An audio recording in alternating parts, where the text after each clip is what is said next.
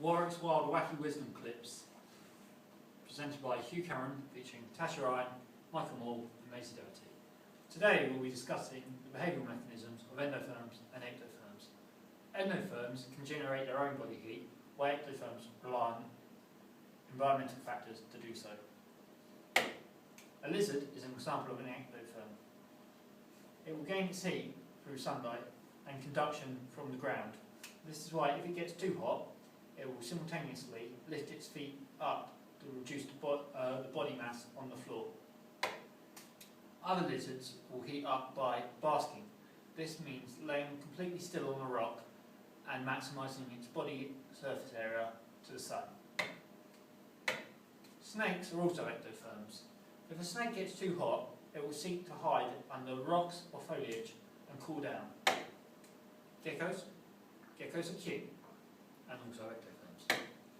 Endotherms, as I said earlier, can generate their own body heat, but if they get too hot, they have behavioural mechanisms to cool down, such as a dog will pant to reduce heat through evaporation. Other mammals, or endotherms, will huddle together to insulate heat and pass it on through conduction. Foxes and endotherms will burrow. This can be either to warm up or cool down. Cool down by seeking shade and avoiding the sunlight, or also to warm up by having insulated dens so their heat cannot escape. Tigers are cute. We have three environments to which explain this. Our first environment is an Arctic environment. Here we have a little penguin. He's a bit lonely, a bit cold. What he will do is he will seek other penguins and huddle together to maintain warmth.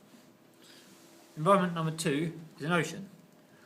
When fish are too cold, they will travel to shallower waters to maintain heat, and if they get too hot, they will travel to deeper waters to cool down. And environment 3 is a desert. Snakes will bask to warm up their bodies, but if they get too hot, they will burrow themselves in the sand to cool down.